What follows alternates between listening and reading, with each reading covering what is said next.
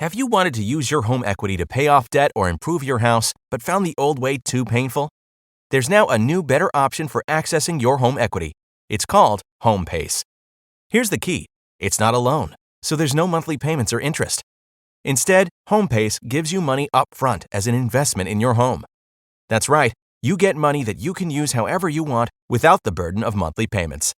Then someday when you decide to sell, you share a portion of the gains or losses in your home's value with HomePace.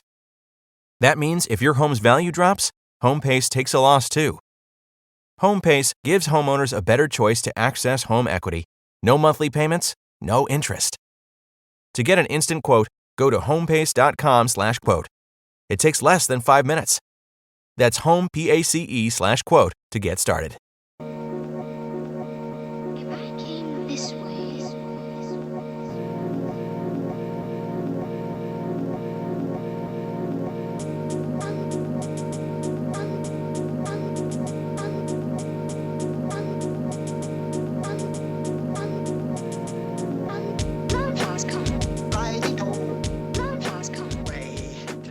Anything you will be taken down and used as evidence. So this week we're going to make a rare guest appearance. Like I'm too lazy usually to have any guests on this podcast, but my dad is over from Wales, so I thought I'd get him on the pod and pick his brains. So this, by the way, this is the Psychovertical podcast, and I'm your host, Andy Kirkpatrick, and this is my father, Pete Kirkpatrick. And it might seem what's that word when you get your family involved in everything? Incest. No, not the other one. Like when you get them a job at the BBC. Anyway, but I think my dad's be an interesting person, so I'm going to sort of quiz him about his life and times. Okay. Before we start, I think you should quickly tell that story about the chef. All my stories are other people's stories, so I'm going to thank George Cole for this. He's an ex-army guy of the old generation. Yeah. So George was telling me about this VIP or senior officer who was going around an army base. The colonel took him to the kitchens, where they make the food, and he said, "Well, I'd like you to introduce you to Corporal Jones. He's the cook." And the VIP said, "Well, Colonel, can I just? We're trying to elevate the status of the catering corps. Corporal Jones is not a cook; he's a chef." Corporal Jones, how long have you been a chef? And Corporal Jones said, "About 30 seconds, sir."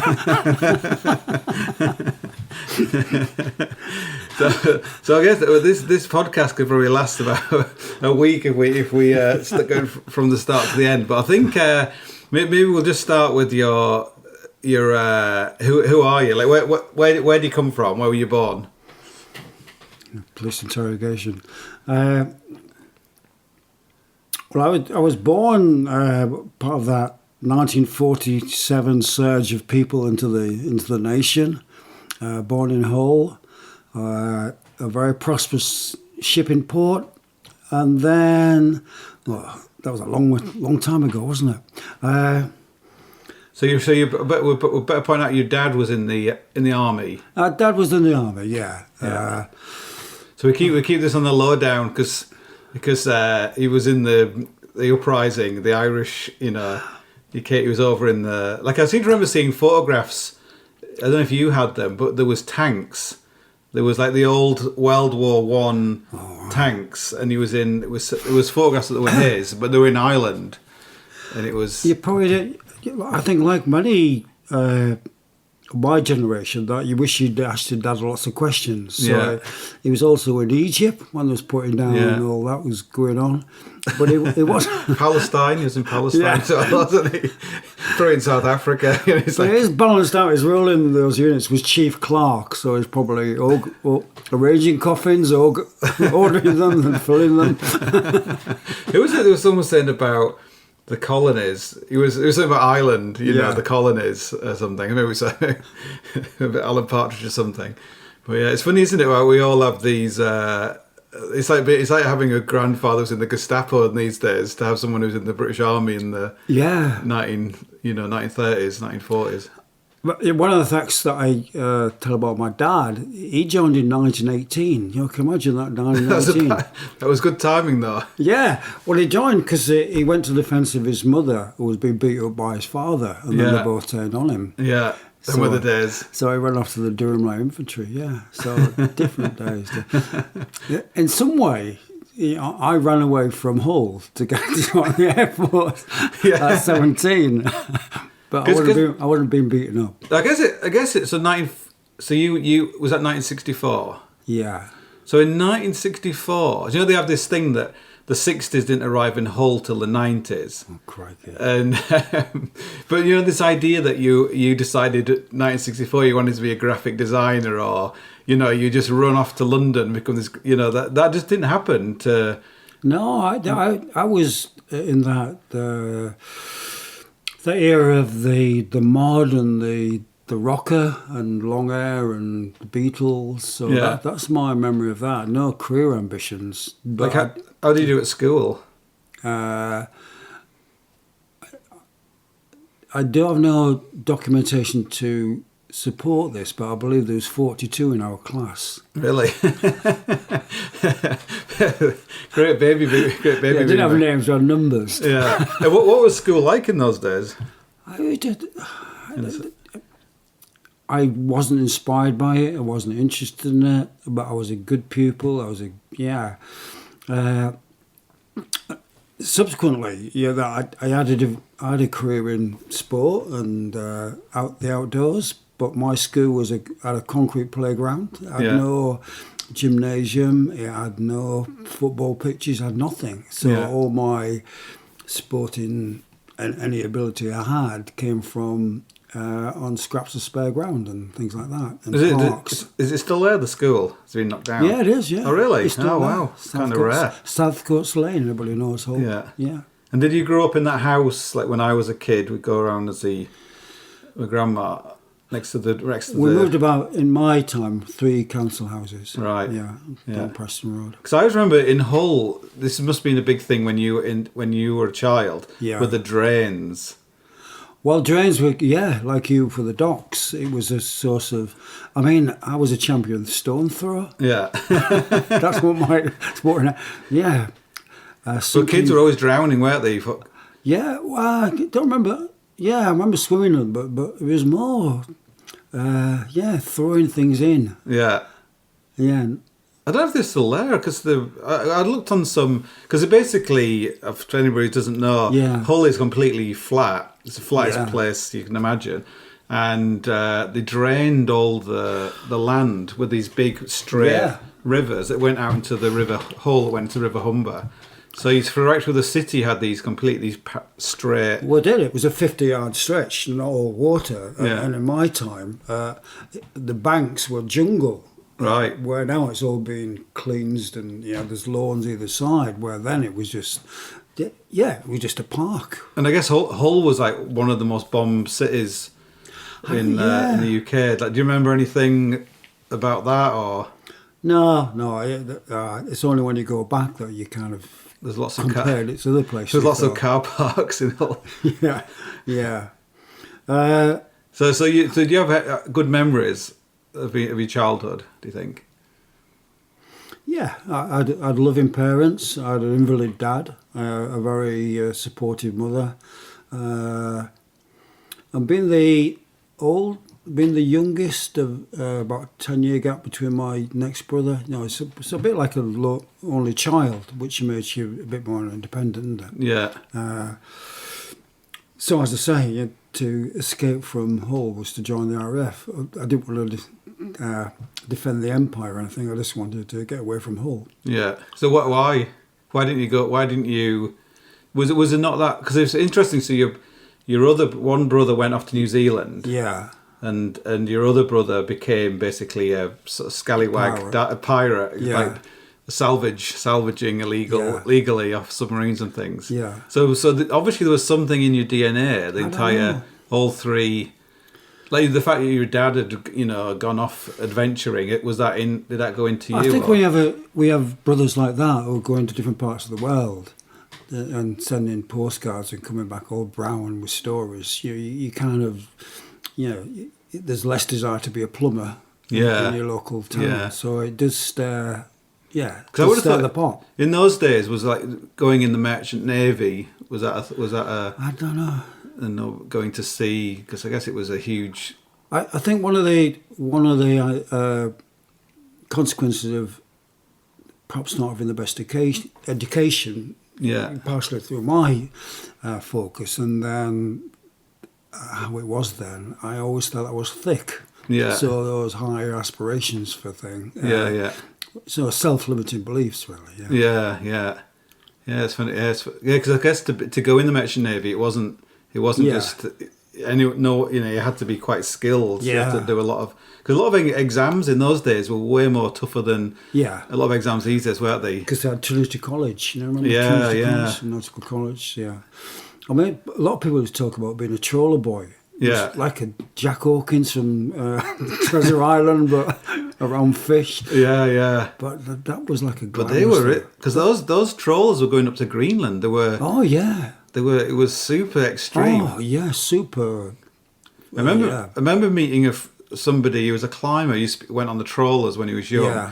and he lost like the tops of all the fingers on one hand. And Yeah. basically, he was just standing there, and the cable just went over his hand and chopped his fingers off. Yeah. But he just said that was kind of normal. Oh, yeah, it was death on a stick. I mean, yeah, there was lots of tragedies. At that Yeah. time. And- Ships getting. and God wars and all like that. Yeah, ships getting iced up. Yeah. And then the rolling over and stuff. But when you come back as a young man, you could have your selection of women. It was, Yeah. it was like, It was a story that they would, when the ship came in, all Yeah. the taxis be lined up for them. Yeah. And they would get off and they would all their wages and they would go to the Yeah. baths. Yeah. Because they could, the swimming bath, they would have a bath and they would Yeah. get the clothes and go out. But by the end of the weekend, they would have spent all their money and then they Yeah. would have to be there back on a Monday morning, get back on the Must be trawler. like Dodge City or Wichita, when the cattle comes in. Yeah, because there must have been a lot of money in Hull. Like I remember even in like the 70s, 80s. Yeah. There was a period where you always felt like there was money because you had quite a lot of industry in Hull. You had Reckitt's and you Yeah. had all these kind of big. It was an industrial place still, even though all the bottom Yeah. had fallen out of Yeah. fishing. Yeah. You still there was some, but now you just have the university. That's it. But Hull seems a long way back. Yeah. I've got no rubber band No. putting me back there. Yeah. Yeah. So how did you? What was your experience with actually joining? Were you thinking of the army or did you just? I don't know. It's so far ago. There was no conscious thought, and I was everybody's in a group, and you might call it a gang, but it wasn't a gang. And so me doing that was quite a radical to break away from that little Look what you're friendship. leaving behind. Bye. Subsequently, 2 others followed me, but Yeah. sometime later. How old were you when you left school? 14 3/4. Right. They got them of the days. You can't leave school now till you're 28. I don't think. Yeah. And I had a couple of go nowhere jobs. yeah, did that make you double down on getting out of Hull? Do you think? Well, I had 2 jobs. The last one was a screen printer for a grocery firm doing posters Right. in this Dickensian attic where I was Yeah. given this thing and go up there and make 500 posters. And I used to just look out the window and then go crazy for an hour, then come down. And, Sounds like your whole career. but I was really good at using all the inks, creating bruises on my leg, and then I used to hobble in and say, "Oh, I'm just falling over," and just send me home. You heard that story about Al Rouse? Yeah, And he was a teacher, and he went out to the Alps for the winter time, Yeah. for the winter holidays, and the weather was so amazing. He said he said, I'm not going back. And he rang up the school and said, I'm in the Alps, I've got frostbite. I'm in hospital, I can't come back. And the head teacher was, that's terrible. And he was like, oh, wow, that's amazing. I want to teach. But anyway, so he came back after 2 weeks and he put like tissue in his shoe. Yeah. So he was like hobbling around. And the best thing was, he got every Thursday afternoon off because he had to go to the hospital. So he'd go off climbing on a Thursday afternoon. So. Yeah, you got to be a good learner, a good memory. Don't you? That's the thing. So what was it? Where did you? How did you get on the train and you just go off to some? Where do you? Well, I did a year's apprenticeship in the supply trade, which is a very complex logistics, they call it now. Subsequently, my first posting to is a place called 16MU at Stafford, where all the aircraft bits for all the aircraft around the world was stored, and people used to, And you chose that job because that's what your dad had done. I did an intelligence test, and that's the one they offered me. All right. You can either not join or this one. Oh, that'll do then. So offer of one, I'll take it. So you're basically like working in an office, kind of. Well, not an office, but you're just in a. Yeah. But then. And what when so someone would want like an engine for like a Vampire jet, and they would. Yeah, they would send from I'd India. Stamped the form that made that. So yeah, but everything nothing was digital. No. So I was telling Andy, my job, the form used to come in like from Singapore, and we need half a wing. I used to read it, write it down on another form, stamp it, and then put it in a box. And there's a story about some VIP at this place coming along. Can you imagine? People with a higher rank had a lot of power. People were frightened of them. And this high-ranking officer says to this young airman, "So what do you do here?" He says, I take this fucking voucher from this fucking box, stamp it with this fucking stamp, and put it in that fucking box." And he says, "I beg your pardon." He said, "I take this fucking voucher from this fucking stamp, put it in this fucking." Went, "Oh, very good." Moved on. There was retribution though from others. But the life-changing event, I'd got into climbing before that during my apprenticeship. So you had no interest, you had no experience of climbing the outdoors. Yeah, when I was in RF Hereford. But not before that. Oh no. Yeah. No. Oh, they used to come. This gang used to come to the Lake District and camp at Bowness or beyond Bowness, Barkenot Farm, and we used to explore. But there's more interested in shoplifting and chasing women than. But I always had the edge to go up. The one above Ambleside. The one, the big ball. What's the damn thing called? yeah, that one of them ones, one of them green ones. One of those green ones. So I had the edge to, go up the hills. Yeah. So you're stamping your forms. And I joined the RF Mountain Rescue. Yeah. And was that? How did you find out about how did you find out about them? Don't know. I must have. A bloke called Mike Shannon was a flight lieutenant who introduced him to climbing. He must have come up with that subsequently. Yeah. And were you involved in any sport in the RAF? Were you playing sport? Oh yeah, I played sport. Rugby was my thing. I was a rugby league, but I converted to rugby union. Yeah, I played all sports. Yeah, because it was a way of passing time. Yeah. So in those days, would someone just come up and say, "Did you know what the Mountain Rescue, like what they did?" Or no, they had this glamour thing, but they also had a reputation. So for those who don't know, Mountain Rescue had a operational task of rescuing crashed aircraft, which there was a lot, more than you perhaps, but also supporting the civilian team. But they weren't professionals like the part-time firemen. They had a core professionals to look after it, but then all these odd things.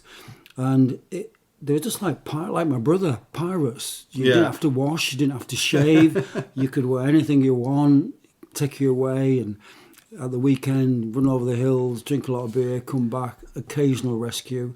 And it was like the Bash Street Kids going away for the weekend. Yeah, you were giving free vehicles and beer was, what was it, 1 6 months a pint, things like that. Yeah. So, but you got exposed to climbing, walking, mountaineering, and I did that for 3 years, and then I got a part. Can you remember your first rock climb? It was in Simmons Yard. Yeah. All right. Yeah. Down in why that was in my apprentice thing. And what would you be wearing on your feet? I did have a period shortly with Tricoonies. Yeah. All right. Yeah. I think I've seen a photograph somewhere. Yeah. With so leather boots with metal things hammered in. Pieces of string wrapped around your waist. Yeah. Like a waistline. Wasn't a waistline. It was just rope. But just rope tied around like a weight, and then you tied into that. Yeah. Yeah. And a body belay. And then I was around where they drilled industrial nuts. Yeah. Yeah. No harnesses. Yeah. They didn't really body fall belays. off. Yeah. We weren't that good enough to fall off of anything steep. No, I never. But we used to practice falling leader. Yeah.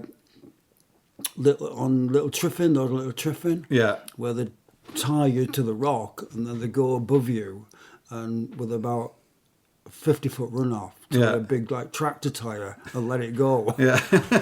This tractor tire used to go bouncing down, and you had leather gloves on. Yeah. Then people broke legs with that whiplash. God. Yeah. I remember someone telling me about that training where the rope snapped or something, and everyone standing at the bottom, all like laughing at this poor numpty up there, and then the rope snapped, and this big tractor tire was hurtling down.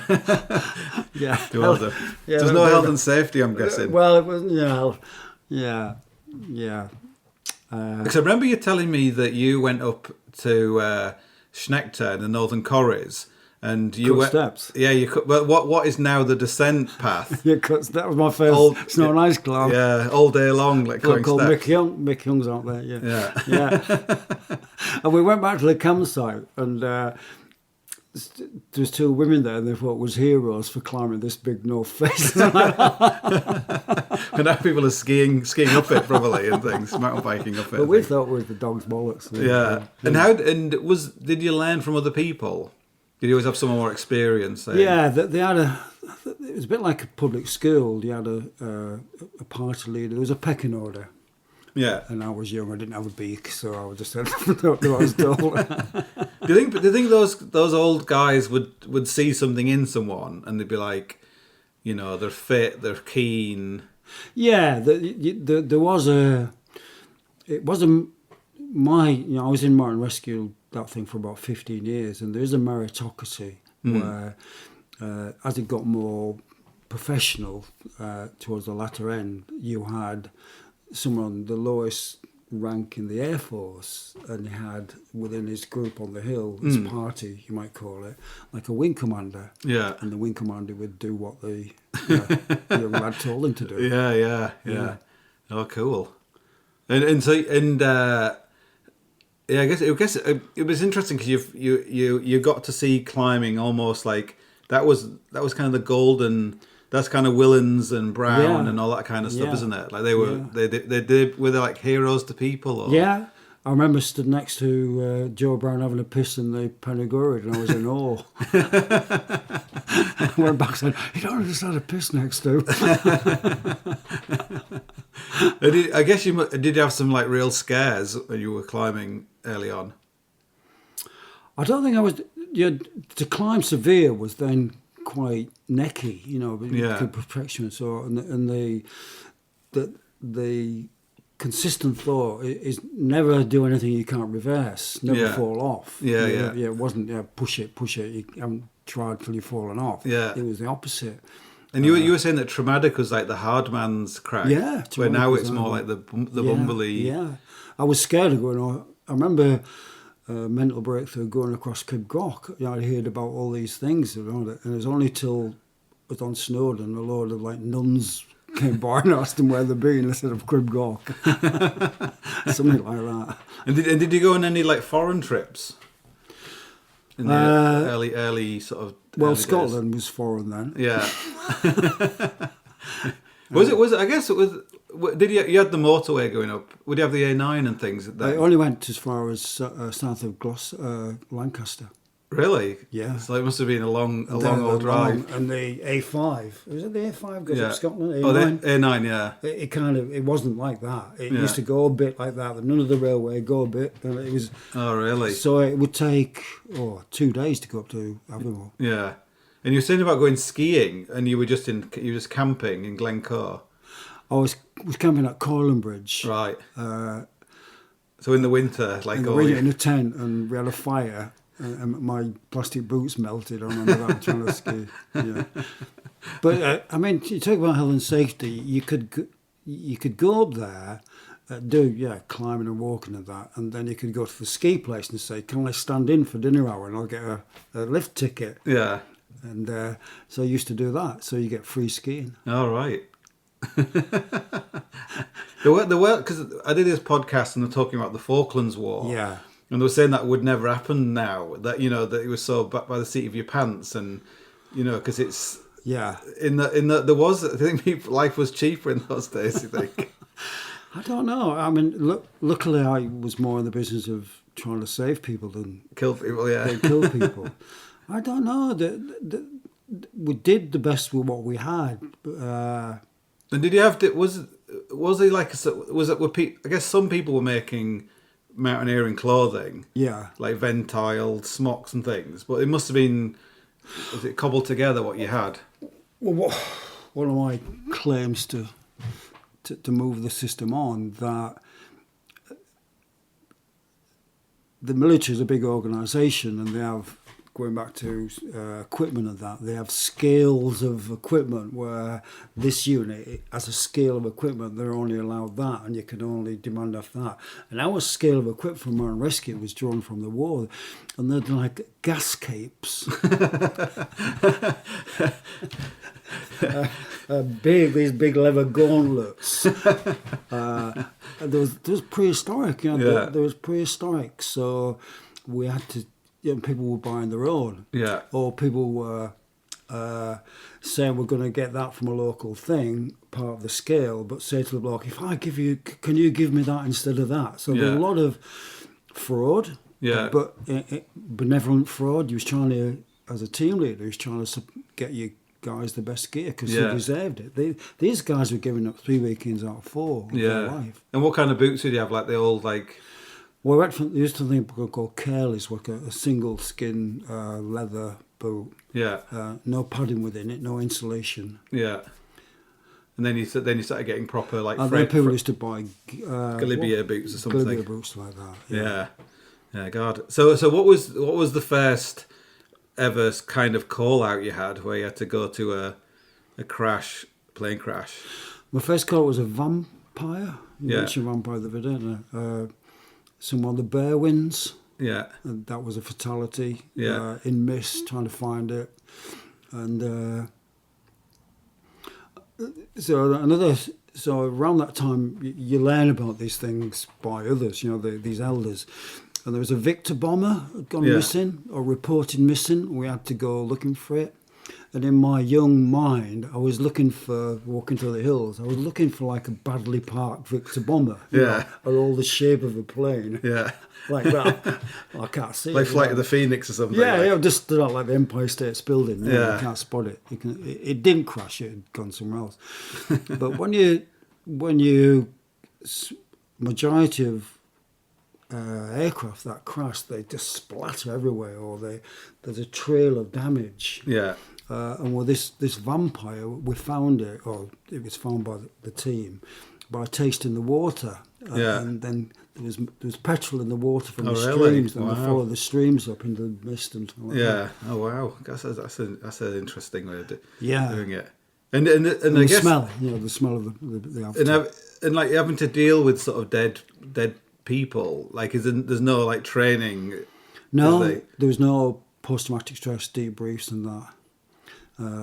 And that particular one, it was fragmented, so you're carrying around in a plastic bag, collecting the bits. Yeah, God, yes, yeah. It's amazing, to think that these days you'd be There's that kind of bravado and the humour that kind of sometimes go around it. Yeah, but it's only when you is that effective? Do you think that you're all experiencing something horrific. There's respect for the dead, so it's not disrespectful. But yeah, at the right time and there was one of the ways of the respect we used the general really anger about press photographers trying to capture images like that. Right. The real venom against them. Yeah. So that shows some empathy for the deceased. Have you ever heard that story about when John Harling, when he died on the Eiger and his rope snapped, he fell all the way to the bottom? Like when Chris Bonington got to his body at the bottom, like they said that like someone's fallen, and when he got there, he realised it was John Harling. He said something like he would have killed anybody, even though he was a photographer. Yeah, he would have killed anyone who tried to take that photograph. Yeah, disrespect. Yeah, but he said that the photograph would completely encapsulate the horror of mountaineering, but no one could ever take it or something. But I remember seeing a photograph of the deceased with his family in some local newspaper, and that's when this is not just a collection of meat. This was a human being. Because I guess in the war there was a lot of people who died unnecessarily. Weren't they, who crashed on mountains and they were still alive? And they couldn't get them down and things. That's why they. Yeah, I've never rescued a pilot. I've put plenty of them up, dead ones, but never rescued. Yeah. So you were just like a part-timer, you're working in the stores, and then you're going out. Then I went to Leeman as one of the storemen on the rescue team, the one in charge of all the red socks and those gas capes and things like that. That was my empire. So RAF Leeming, where's that? Near York? That's near Yorkshire. Yeah. And then I took a trade change to become a physical training instructor. So for you to get the job actually in the RAF, they must have seen potential in you. You must have been like mega keen. What, to be a PTI? No, to get actually a full time. Oh yeah, job on the. Yeah. Were you a gear nerd? Do you think, or were you? I didn't follow in your footsteps to be the storeman. I don't know. When I was on the shoe was on the other foot, and I was trying to recruit people. Used to ring round. You got any good lads there? Yeah, this sounds good. Yeah. So, send him up and have a look at him. It was a bit like a football manager. He was trying to recruit the best people. Yeah. Could just And so did you have to become a physical training instructor? Was that another? That was 6 months training. Yeah. And what kind of training does it involve? You had to cover all the major sports and be fit and. Lots of stuff. Was that the fittest you've ever been, do you think? No. I was pretty fit. But it was all that kind of like stuff on like wooden horses and jumping over bars. Yeah, gymnastics where I couldn't do, and fencing and other things like that, which I was useless at. Yeah. And is there lots of ironing involved, or is less ironing? PTIs used to wear vests. There was no shirt, no tie, just like a white vest. Yeah, so there was actually less ironing now. All right. There wasn't much bullshit in that I do. Yeah. But one of the things you had to take, call it Swedish PT. Can you imagine 40 people all lined up, and you get them all lined up in lines and all done. Fit to go, jump, roll my body twice. You had to put on a bit of a show sometimes.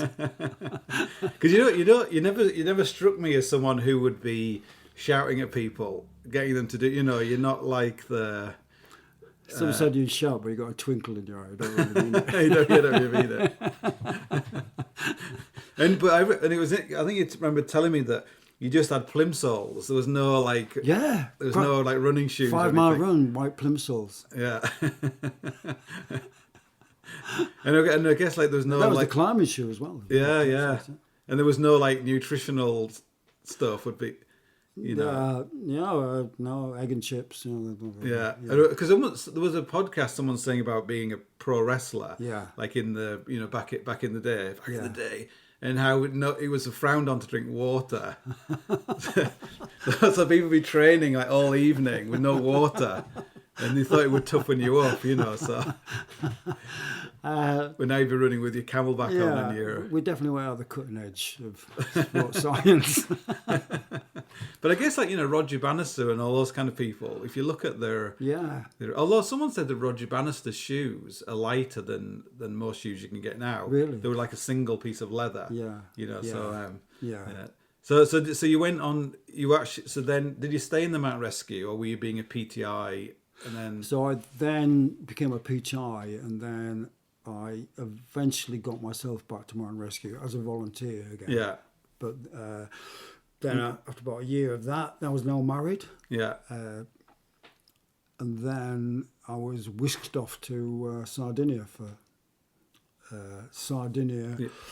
And then a couple of other places. And then my life changed about 6 years later, where there was looking for somebody for a joint services post at Towyn, which was in Mid Wales, the army outward bound place. Yeah. And they couldn't find anybody. Yeah.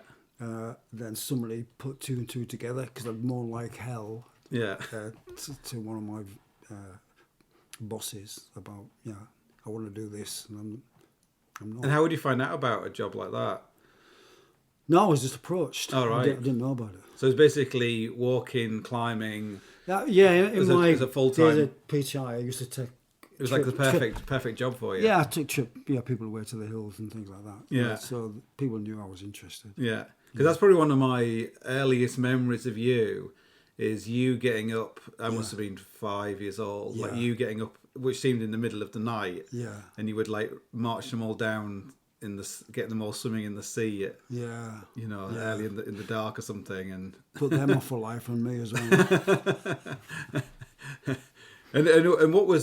So if you had a recruit turn up, from the army or whatever, how long would they be at that base? Well, they did a 2-week, was it a 3-week basic outward bound course. They'll call that physical stuff, and people getting together to learn as a team and running around the hills. And the staff of that centre were all people plucked from the army. They weren't professionals in the sense like a PTI. It wasn't their trade. So you had this great range of skills and abilities, but great character as well. Yeah. And a boss who, if anybody broke a leg, he'd say, "Well, you can't make an omelette without broken legs." So it was professional, but very very adventurous. Yeah. Those things would change, I guess. Yeah, learn as you learn through your mistakes, and hopefully you don't repeat them. Yeah. I always remember there was, it's not there anymore, because last time I went there, it had been knocked down. I remember there was like a big blocky tower that people must have been abseiling off or something. And, it must have been amazing to be paid then, because you didn't really have you probably had Reinhold Messner or whatever, or some mountain guides, but in the UK to be being paid to go climbing and walking, it was quite rare, wasn't it? And the role models were people like Percy Brennan, was just starting in Glenmore Lodge. Yeah. Then certifications started coming in, MLC and all like that. Yeah. I think quite a lot of those mountain training places, national mountain training places, they were often run by a lot of these people who had come out of the army. Like John Barry was a Marine and stuff, wasn't he? So So by now you started going on trips abroad, I guess. Yeah, we went to climb Mount Robson. Yeah. Which failed. Yeah. And what was the story about Mount Robson? There was some story that some people go up when they didn't come down, or... Didn't want to do... couldn't get up the normal way because of the snow conditions. And there was a ridge like that, and they went up and they didn't come back down. So I went to raise the alarm, and they did find them. They got back to the hut, and they was in a mood with me for the rest of the time because they'd gone for help from... And he went out to Yosemite. Oh, that was from Towyn. I went to... I did a detachment with the Italian army for three weeks. All right. What was that like? That was introduced to Mont Blanc and all like that. And, Dolomites. Yeah, so Was that a culture shock or? well, they weren't as cutting edge the Alpini as I thought. So there's a lot of drinking red wine while they're climbing, but it was exposure to that bigger mountain range. Yeah, It's funny when you're in the Alps and you see on the Italian side mainly, where you see all the soldiers coming down with Yeah. all their white, plastic boots and the Yeah. big rucksacks on. Yeah. It always looks, yeah, I guess you're born, you must have to be pretty good at skiing anyway to Yeah. do that. uh, So you moved over to Land Roost. yeah. And I did go on. I've heard you say in the past. I went on to go and do a trip, to go and climb something, or to ski something, or to sail something. They call it an expedition, like you say. It's just another word for holiday, isn't it? Yeah. And I went on 28 of those holidays. Right. That was outside the UK. Yeah. So that was my learning curve, things like that. Yeah, yeah. And you were stowaway on a couple. Well, one of them. Oh yeah, it's the Pyrenees. Yeah. Yeah. But I do remember that. I remember you. Again, it must have been 5. That you'd been somewhere. Yeah. Where you told a story about being maybe you'd been to America, or maybe that's when you went to Canada or somewhere, and there was a bear or something. And in my head, it was you were in a teepee, because it was American Indians. And there was a bear or something. But yeah. But the bear story is it was in Canada. There's a military training place. This is somebody else's story, not mine. I wasn't there. Lots of big plain, all these tents there, and the cooks were the Gurkhas. So Yeah. cooking was there, and the dancers were shouting, "There's a bear!" And all the Brits are like, "There's a bear!" And this bear went into the field kitchen, the tent. Yeah. And the Gurkha, rather running away, run towards it, and then there's a big cartoon, pans going everywhere. Then the bear comes running out. Those are the Gurkhas. Yeah, good old Gurkhas. Yeah. Anyway, you went to Yosemite for the first time. I went to Yosemite, 3 times on different trips. Yeah. Yeah. And you climbed, because you're one of these people where I must have been to Yosemite like 10 times. And you're like, oh, I once climbed I did a half regular dome, on Half Dome. Yeah, it was my best climb there. And what was that like? Well, Bernie Woodward, another name drop, great guy, better climber than me, great partner. We had a great trip up, but it was you collect war stories. And I try and make them as factual and not embellished as possible. But this one may seem it can't really have happened like that. Yeah. So we start. We kind of walk in, slept below the route the night before, and then do the first pitches. But we couldn't get to the tended bivouac. Got a bit lost. So we're not on a hanging belay, but we're on this small ledge. So Bernie says to me, "I need a crap." Yes, yeah. They go, "Well, what's it have to do with me?" But I said, "I've just had I'm sure I've done 3 turns, but I've only 2 plops." Because he had the old paper bag instead of the sleeping bag, which is half on this ledge. He said, "Will you look if there was any..." This one of these fuck off conversations. Yeah. And then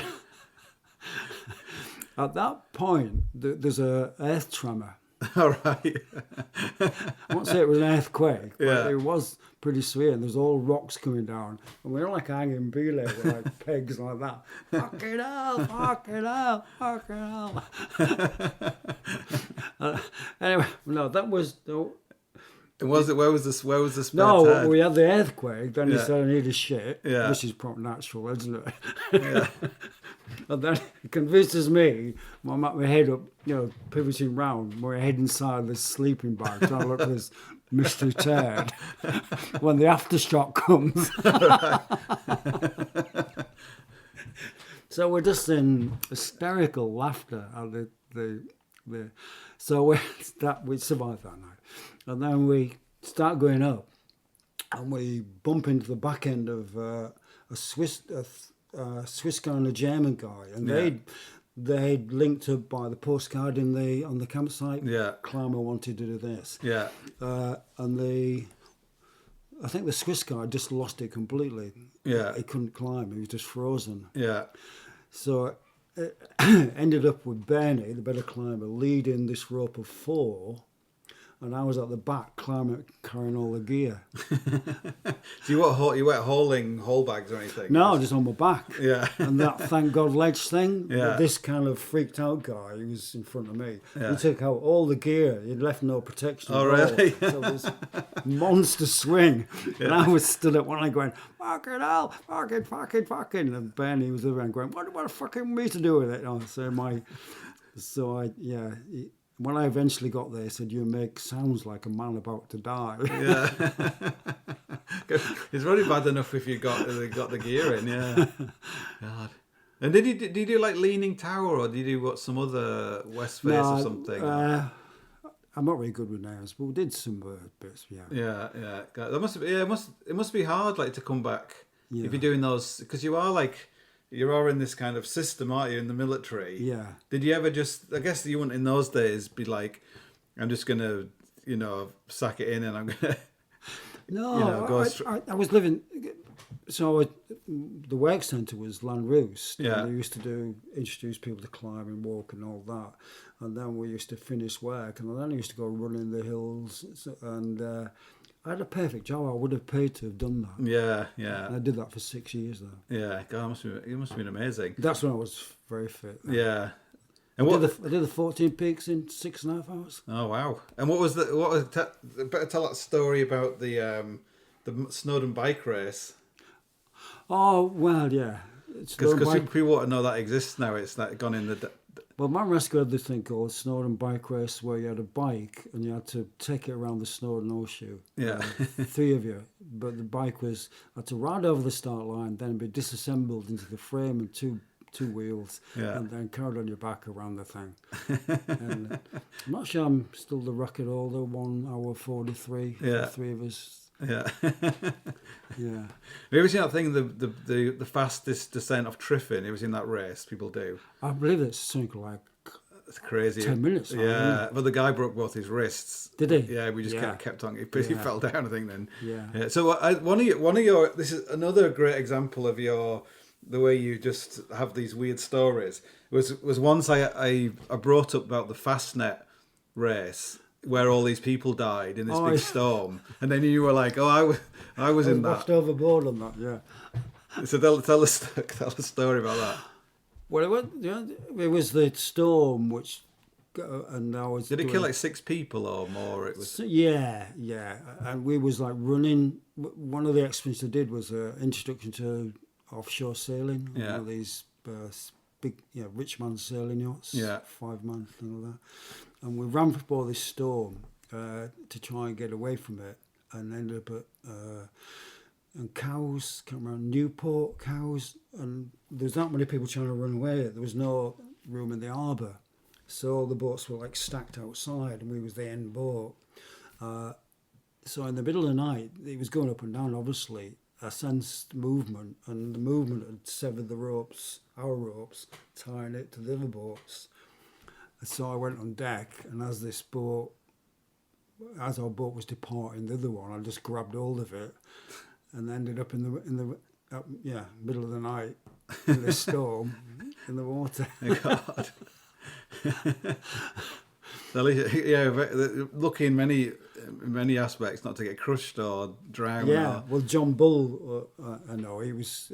He noticed I'd gone and went up, and he managed to get me out. All right, God.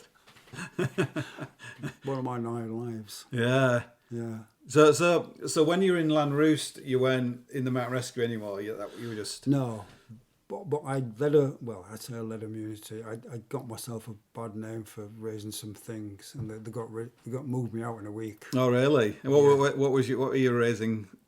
What were you being in trouble about? I wasn't. By nature, I'm not. I just thought some things could be better, and I thought I'd raise it diplomatically. But when you challenge those above you in the military, you're treading on dangerous ground. Yeah, I thought I was. You thought you were more equals, but you weren't. You were still in that that hierarchy. Yeah, I thought I was better than I perhaps was.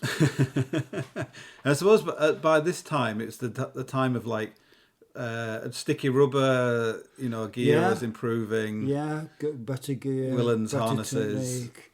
I'd done my MSc by then, Yeah. Where I worked, so you had Plasty Brennan. We had almost the same number of MICs as Plasty Brennan. Right. So there were lots of good. Because probably that was probably the beginning of when climbing started really becoming it was becoming less of a niche thing, I guess, wasn't it? It was just before you started getting like fear rays and people wearing lycra and it became like more rock and roll. One of my opinions is that it then become a trade, it then become a career, and people were attracted to it for other reasons than a desire to go in the hills. Yeah, it was even better than like what they was doing, but they didn't have that. They didn't have that passion. They didn't have the desire, and you could really see that there was capable and proficient, but there wasn't that. Do you mean like people who are professionals, like as in you're working in an outdoor centre, you're not working there because you love climbing? Yeah. I'm not sure that's actually unachievable. Everybody's got that. Desire. Where before you get the impression, when they brought in the system where, a bit like teaching, I suppose, isn't it? Yeah. Well, you get the impression there was a lot of kind of crazy fly by the seat of the pants. Oh yeah, instructors, but they were actually very good, but they had no qualifications. And then they brought in the system where qualified. We're going to you have to be qualified to do this, and then it weirded out the characters as well. Yeah. Because there must be lots of dangerous people around. Yeah. So I suppose overall, I guess there still are. Okay, but they are the qualified. Yeah. So then you went back into the Mount Rescue, did you? Well, I did a year at the places that's PTI doing sports. So what was that like to go back to being a PTI? Was that your punishment? Yeah. It was okay. Yeah, that must have been that. Must I've been always tough. given my best to a job, so I did the best for what I did, but I was just pining for. Yeah. Yeah. And you're in a flat. Were you outside London or somewhere? It was very flat and Bracknell. Yeah. Bracknell, yeah. God. Your penance for causing trouble. So then I'd been on. Did you climb at all? Then were you able to get away and do I used anything? to take expeditions to North Wales and things like the Lake District. Right. Take small groups. Yeah. I think part of my pleasure, I enjoy teaching. Yeah. I enjoy teaching people skills. Because I've met people who said, "Oh, your dad took me out climbing in the rain and things like they'd never been climbing in their life, and he said he took me out, and it was raining, and we went and did this ridge or something, and it has this I think you do have a very profound impact on lots of people. Like I would say, hundreds and hundreds of people. Like whenever I'm touring in theatres, almost every time someone comes up and says, "Oh, I used to know your dad" or something. Well, that's nice to hear. I don't know. You catch the. Is it a virus? You catch things off different people, don't you? Yeah. And if I've infected some people, I'm quite happy. Yeah.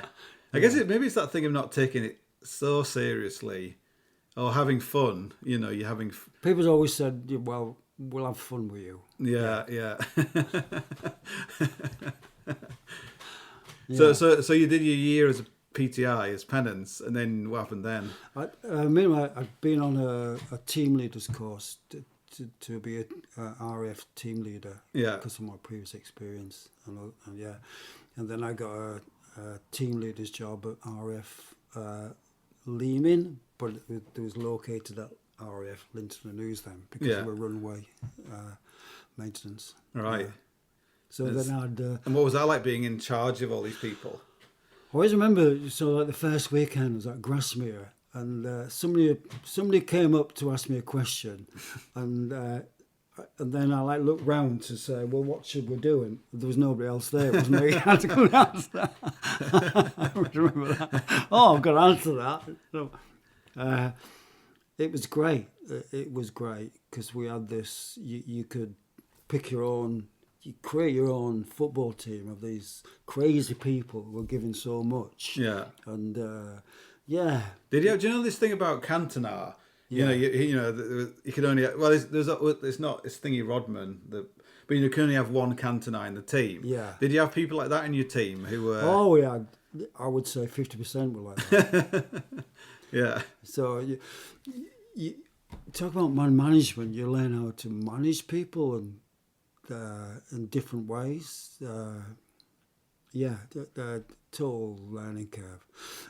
What I was able to bring, because I'd experienced this professionalism of things like pacing and micro navigation, and all these different knots and rescue techniques. Yeah. Martin Rescue then was mostly blind to that. They just had enthusiasts who follow a straight barrier until they bump into something. Yeah. So I was able to bring all that, and like anything, if to make it more professional. Yeah, if you're showing people how to do something easier, there's an appetite for that. Yeah. Didn't have to sell it. Yeah. So I felt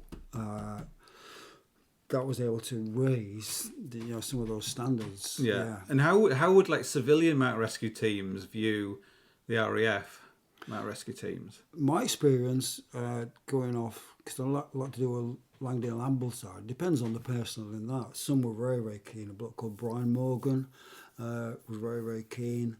Really good relationships, because we was kind of a bunch of people who could fly in and... You'd have helicopters and stuff. Because Mountain Rescue then, they're generally undermanned, resource, Yeah, I guess it's interesting to look at the history of both civilian... Because in a way, there's less of a call for the RAF to do anything, because the civilian teams have expanded, haven't they? And and we're definitely fitter, younger. Yeah. Because most of the people were old and beards, weren't they? Yeah. All the young people couldn't be asked. Yeah. And I guess it's a type. It's a type of person who's in the mountain rescue. In the RAF? Well, in civilian mountain rescue teams. All good people. Oh no, I'm not saying it as negative, but there's a type of person who's willing to get up at like 2 a.m. and go looking for somebody. Yeah. And it's not a normal person. Yeah. But it's a type of person who actually, although they might say it's the same way, exactly the same with like the lifeboat. People, they might complain, but they fucking love it. Oh, they love it. It's. And that's one thing maybe about the professionalisation of civilian teams. Yeah. In that, if they were fully funded and they had professional, almost like mountain guides, you probably wouldn't have the same people doing it. And it's not just the people at the. I learned it's not just the people at the sharp end, climbing rescuing. Oh, I'm here to rescue you. It's all the way back. It's the guy, like making the tea or making the soup and come back. Yeah. It's the people making sure that the vehicles are okay. Then when you look in a box, something's there rather than not there. Yeah. It's a whole chain of little things that make it possible. That the Land Rover switches on when you. Yeah. No, I think we do take him for granted, mountain rescue teams. Yeah. And I think all of us so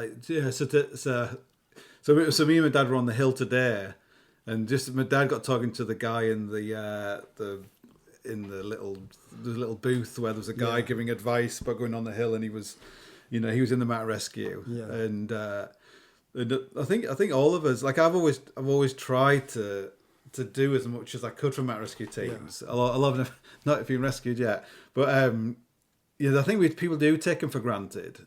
They'll give money to some causes, but I think some teams that really struggle with money, where other ones are super rich. Yeah, could buy their own helicopters and things, I guess. So I went on a 10-year run of being a team leader in different teams. In North Wales.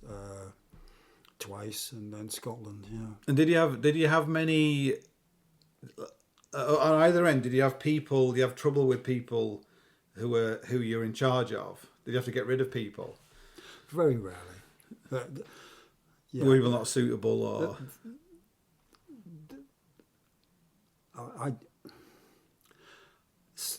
So I'm searching for the word. So some of the people that would say I don't think it's working. Yeah. Were people who couldn't do 2 weekends out of 4 and they were the married people. Yeah. So listen, I'm sorry you're not putting enough weekends in. So these are married. They're trying to hold the marriage together. Yeah, yeah. And because they were giving half their free time to run rescue, Yeah. got rid of them. So that's when I look back, we expected so much from Yeah. these people. And so above you, did you have many problems with? Well, in my era, there was 6 teams then, Yeah. and 1 squadron leader at the top in MOD. Yeah. So we could get away with murder. Yeah. Yeah. I had my own train set. I could do my own thing. Where then it expanded. They had loads. Share the story about the Land Rover story. Oh no, mate! I'll consult my lawyer about You that. can't tell that story. No, I will. I'll tell. There was a rescue, and I asked a guy who didn't have a driving license and can drive a motorbike to drive a very valuable V8 Land Rover up this forestry track. We was going to pick up something, and I'm not going to mention his name. And I said, "Be careful."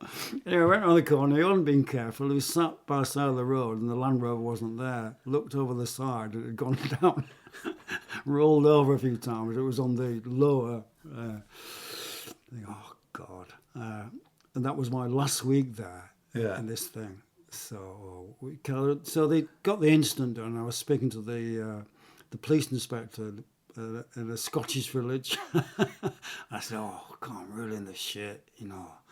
Got this damage to this vehicle that the guy didn't have a license, and oh God, And he said, "Oh, no worries. Right?" And he got an old Imperial typewriter, but like a witness statement.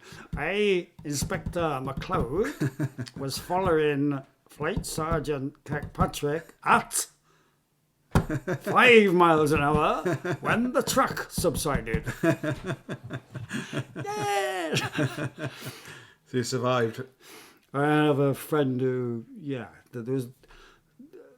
I'm talking about man rescue in Scotland rather than, I can't say in the Lake District. There was an affinity between the police, the rescuers. There was kind of like a bond where they used to help each other. And the police did a great job in a place like Fort William. And Yeah.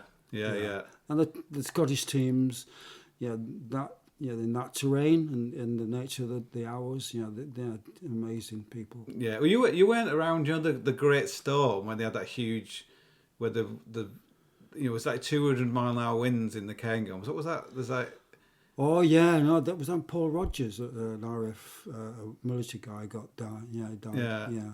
Was that? Were you in that? Were you in the up there then, or were you down in Wales? No, I was involved in. There was a storm went through that session of a rescue on a non-rescue on the Saturday somewhere near south of Scotland. I can't remember where. Then driving home to Lucas on the Sunday night, a rescue on the Buckle. Yeah. Night rescue. Yeah. Then coming down, we slept in the King's House. And then there was a rescue the next day for some missing people. We rescued people who didn't know who didn't need rescuing, but we rescued people who did need rescuing, who didn't know they needed rescuing. All right. Yeah, so that was. Then there was a alert. And then there was a alert for a missing Boy Scout on Ben Nevis. Yeah. So it was then from that. So the next day looking for this, and then the next night, and then the next day. So that was. So everyone had thought this Boy Scout had died. Yeah. But you believed he was still alive, didn't you? Well, I thought it was my motivation because I compared him to you. Yeah. He was a similar age. Yeah. Similar age. Yeah. And probably similarly stupid to be. Similarly stupid. So Yeah. I thought, would I give up on my son? Yeah. I wouldn't. And what happened? Well, because people have told me that you were like, you were not man possessed, but you just kept going out, and people had like horrendous blisters, and but people just kept getting people. Look, we have to keep going out looking for this lad. So, I mean, it wasn't just me looking. There was the Glencoe team, the Fort William team, RF Kinloss, yeah. And I was at Lucas then, and the helicopter, but the weather conditions didn't allow a helicopter search. So we had to sweep search the area to the right of the Red Burn, going up to coming down or up the Ben. Rocky boulder from a type of field, and I was in the top search party, and it was that misty. We're searching by altimeters, where you had 5 in a group, and we'd have altimeter, then a separation of a certain thing, and just following that. Yeah. And I was at the top, and I found him within 50 yards. You know? Oh wow. Yeah. And he was nearly dead. Unconscious, nearly dead, and things like that. Yeah. And what was the story with the helicopter? That's a cool. Oh, this is. Yeah, this is another one of the things that I can't believe that, and I can't believe it as well. So we found him. We didn't take a stretcher because we thought he was dead. You know, yeah, we were looking for a dead body. Yeah, but he was alive, just not conscious, but making sounds. So the helicopter was in the halfway lock-in down there, and Bill Campbell was the pilot. I said, we've got him. So the message come, we've got him. He had this category thing, it's Cat 3, you know, he's still alive. And you could hear people reacting on the radio, and this kind of, this it was almost this, all the effort over those 3 days, 2.5 days to find him. It was like a goodwill was flooding up the mountain. Yeah. So this guy, there's about 15 of us or something like that. So we'll have to physically put him on our shoulders and carry him. Yeah. That was plan A. Yeah. And plan B was, so I spoke to Bill. I said, well, if you hover up, and I'll call you to me by your noise. You know, yeah. If there's nothing on this slope that will hit the helicopter, I believe. Yeah. So they could see like 10 meters or something. Sorry? They'd be able to see like 10 meters, the helicopter. Yeah. Yeah. And he was, the pilot sat on the right-hand side. With the wind conditions, he'd have to be on the outside. And the winchman would have to, in the doorway, going, I'd have to be watching the wingtips. Yeah. Going near the slope, and he'd be giving them instructions. So it wasn't me going left a bit, right a bit. So he said, that's what we'll do. Yeah. Oh, wow. Can you imagine that? Yeah, yeah. And this was like one of the. Would this be like a whirlwind. Sea King or something? A whirlwind. Yeah, Wessex. Wessex, the old Wessex. Yeah. So it's quite small. Yeah. A crew of 4 people. Yeah. Yeah. And the man he survived. Well, so Bill started bringing it up, and then suddenly, almost like the mist broke. Yeah. And so he looked down from the top of the bend there. We can see you. And he go, we can see you, Shig.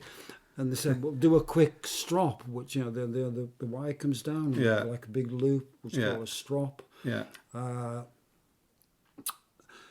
So that's what said. It's a bit like a racing turn. Like did a racing turn coming around the glen like that, and the strop came down, and whoosh, there was away. Then the mist come around. Oh wow! And was on like that. God, amazing! Yeah. Yeah. Yeah, God, it must be good. It must be a weird job in that your job is actually to pick up on pretty much crashed planes, but then I haven't saved many. I've saved a few, but I've carried more. Closed. What's the word? Closure. For lots of people, by finding bodies. Yeah. Difference. Yeah. So you must have some funny. Do you have any good helicopter stories about going in these old? Because the first helicopters you must be going in with the old whirlwinds and the.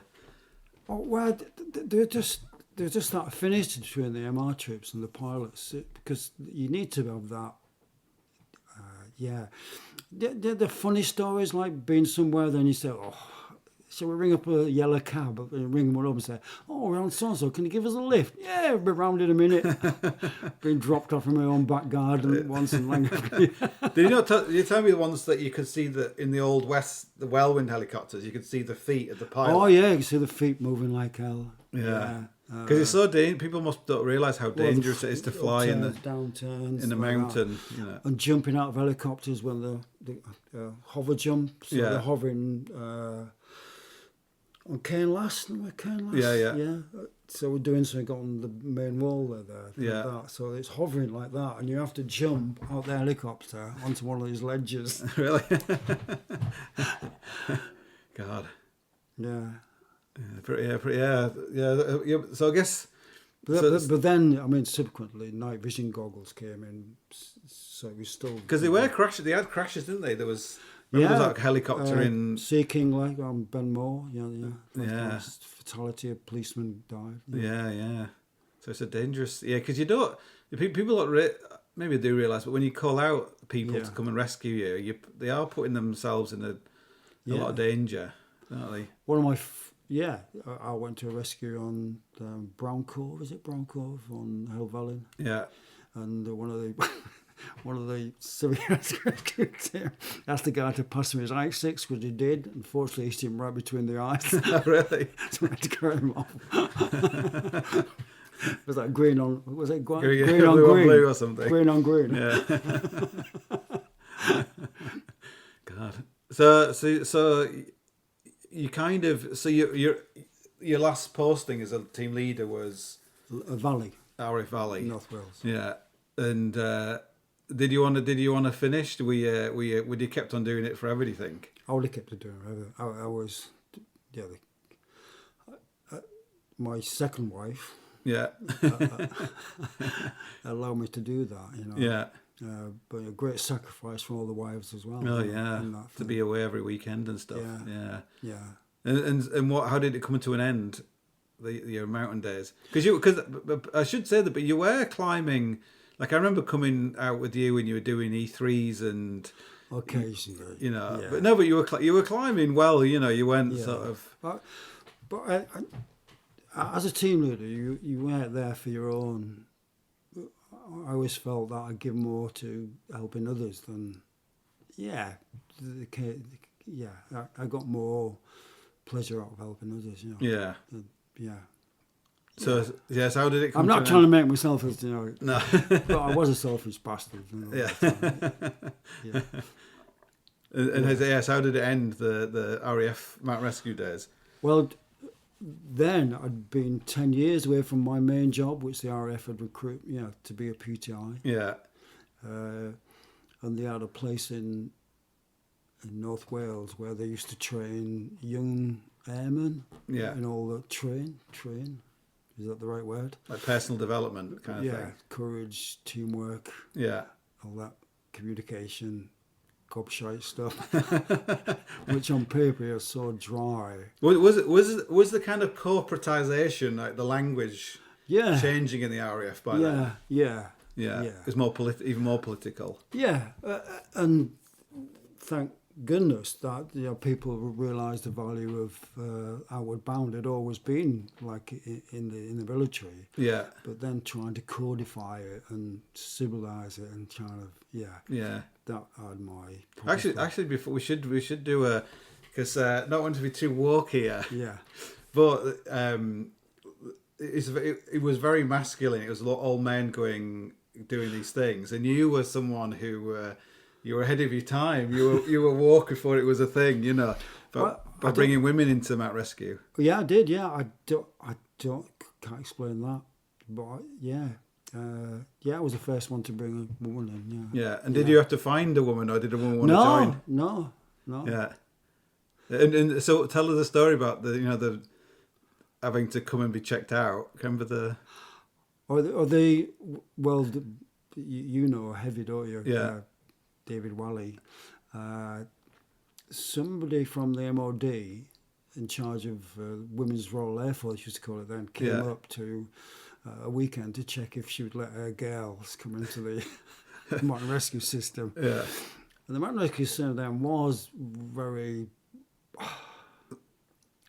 be a polite word. Like if you burnt the breakfast, you were like staked out and covered in slops and things.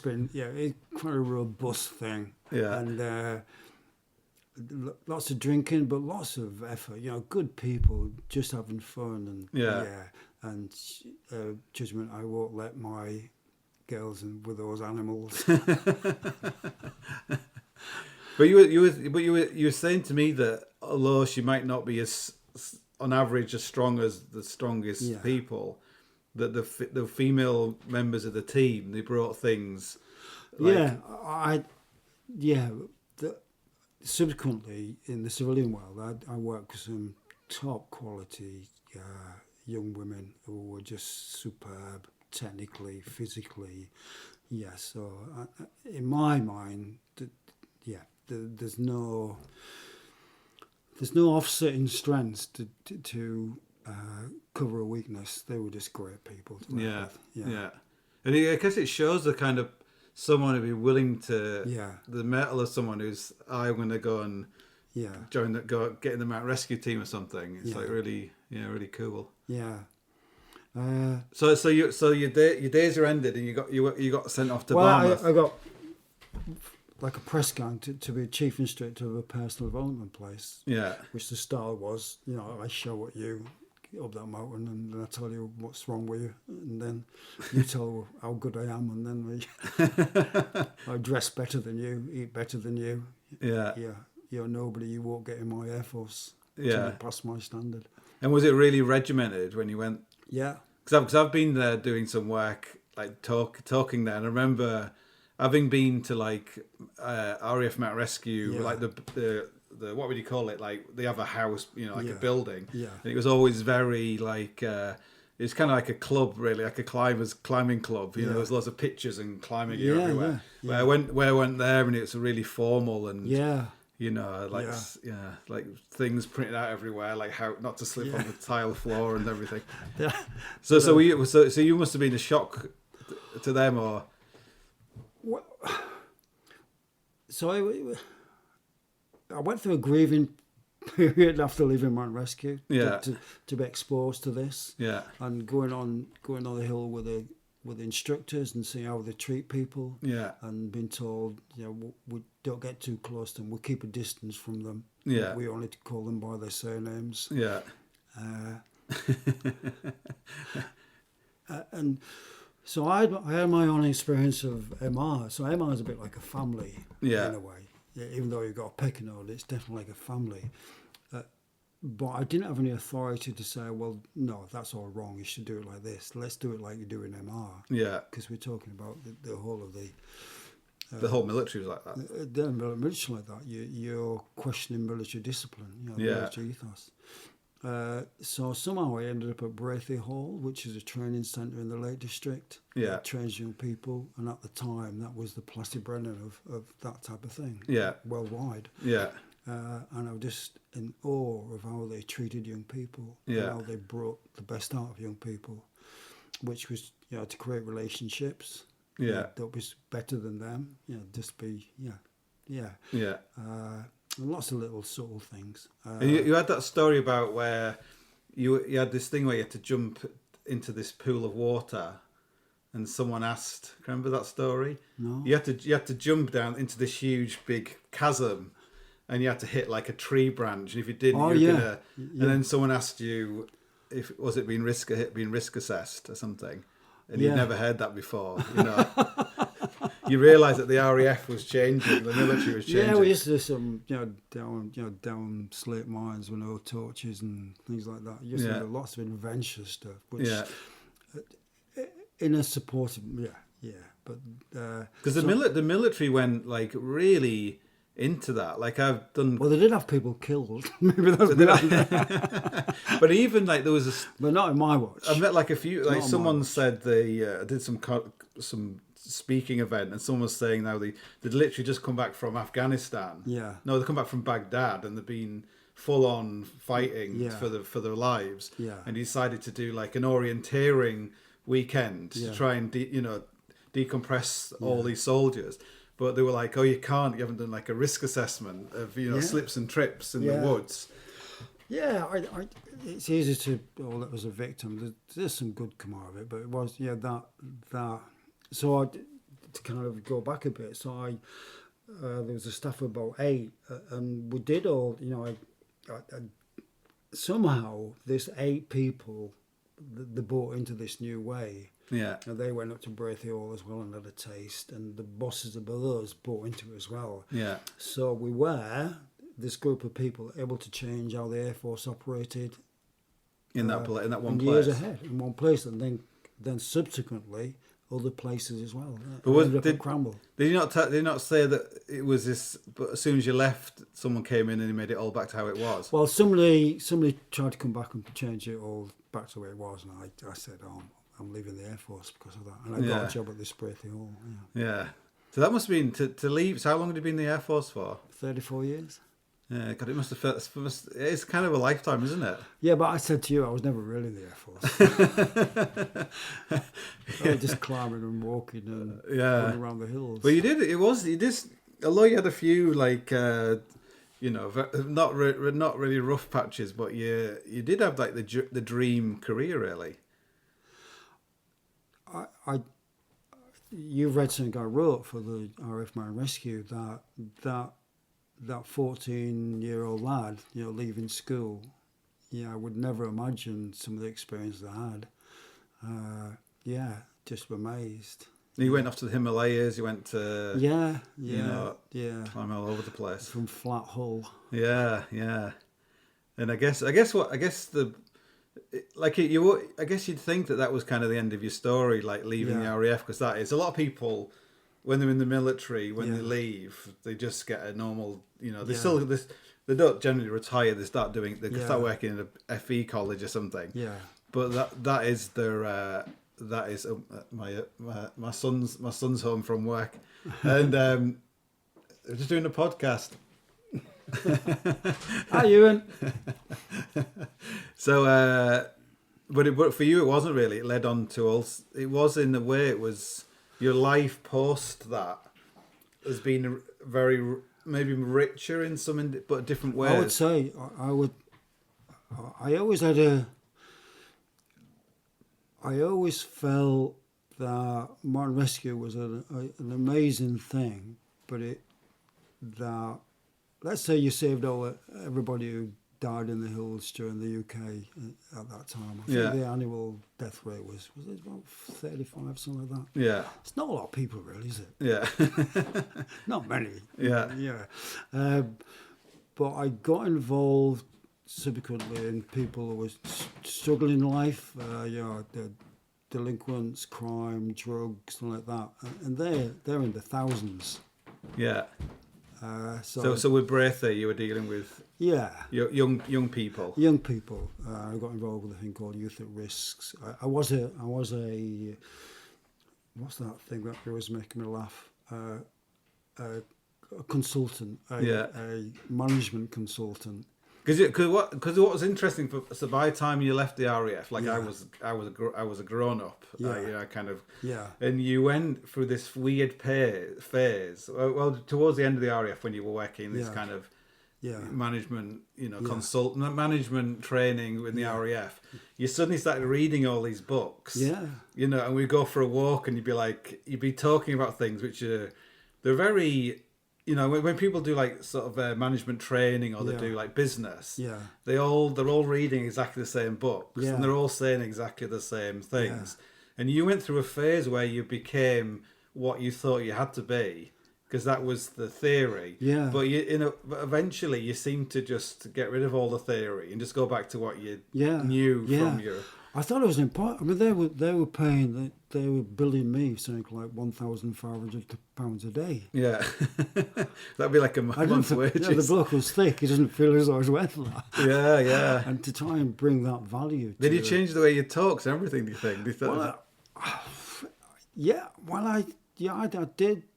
I found I was more effective. What Braithey allowed me to be is be me. Yeah. Not to be anybody else. And I say that to young people. Once you start learning to like yourself and then being then you kind of an extra level of happiness that you might not have trying to be somebody else. Yeah. Yeah. Yes. Yeah, I guess Yeah, have you ever thought about writing? I always say like it's no good having you on the podcast. You can't remember it. You can't remember anything. You've done quite well so far. So Yeah. but it's such a different. Is it different or is it the same? Is it still working with people? As you know, I don't do. So I had a. When did I go to Braithey? I went to Braithey in '98. Yeah. And I left there in 2002, and then I became an associate working there. Yeah. But then I worked with in India with street children there, and Oman, people from all various things, and now work with military people who are suffering from post-traumatic stress and other things. But looping it back to the mountain rescue, there is something so rewarding about helping somebody. Yeah. Yeah, you can't help everybody, you can't save everybody, but there is something that is worth, more than a big flashy car. Yeah. And I'm hooked on that. Because now you work for Samaritans as well. Yeah.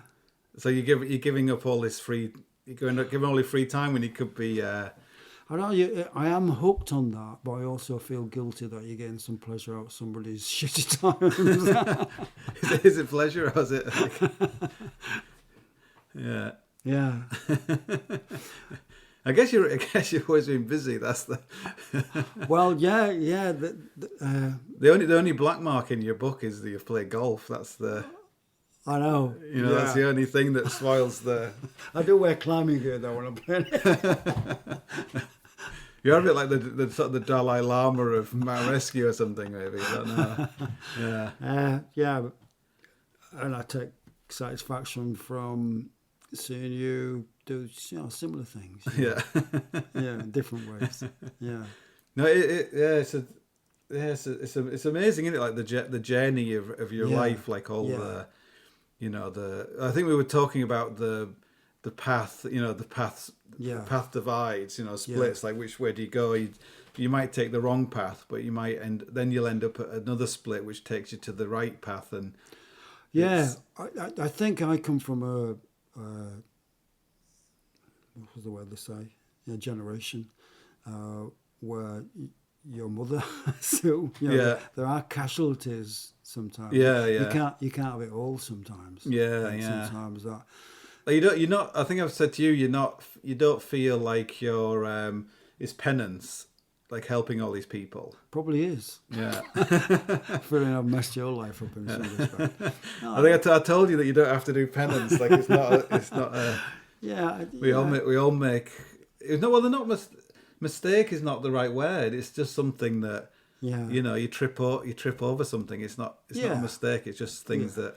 You're a different person you are at 21 than you are at. You don't set out to do these things. No, you do the best you think. Yeah. So how old are you now? I don't actually know. So 74. 74. Yeah, it's amazing, and we're still out. It was funny today when we were hiking up this hill. Yeah. And you were like, you're not doing this. You're not going at this pace all the time, And I was like, I'm sure even if we did, it'd be totally fine. Yeah. I mean, I'm touch wood. I'm lucky. Yeah, my legs still move. Yeah. I'm deaf, but yeah, you're very deaf. Yeah. so this morning I had to go and get my dad up early in the morning to go walking, and I went in with a cup of tea, and I was like, Dad, and there was no movement. It was completely dark, and I was like, Dad, and there's no movement. I was like, fuck, he's died. It's fucking typical. He's come over here. He's gonna got cramp now. Like typical. I've not seen him for ages. He comes to my house and he dies. Folks, I had my earphones. He had his earphones and listened to his podcast. With that terrible thing, there wasn't the feeling of like, oh no, my dad's dead. He was like, fucking typical. Bother, all this shit. Yeah, I got a sort of funeral now. Give me hassle Get in life. his body back across on there. Did you hear this story in Ireland where some people took their granddad to the betting shop? Yeah, to get the money out. No, he was out at the post office. He died. Oh, postal, yeah. Yeah, tried to get his money out. So yeah. So I don't know if you got any money. I could go do. Find your credit card or something. Yeah. Well, we've been talking for. Oh my God, is that I've been talking for a while, so anyway, it's been great talking to you. And have you have any words of wisdom before we? This offer to do this came pretty suddenly, and no words of wisdom. I'm not wise enough to give any. I think it's I always start this thing when I do like slideshows for businesses. Yeah. I always say this story about doing this talk at this thing with all these fighter pilots, all these like tornado pilots, and afterwards I said to one of them like, "Oh, I hope I make enough connections between what I do and what you do." And he was like, "Oh, we're very intelligent people. We make our own connections." So I think you said a lot of things in there that are really, really great. So can I slide in an Irish thing that somebody told me, like a farewell greeting? May you wake up on the right side of the sod. That's to the old people out there. Yeah, yeah, lots of good Irishisms. Yeah. Okay, so until next time. Thanks for talking, Dad, and time for bed. Time for bed.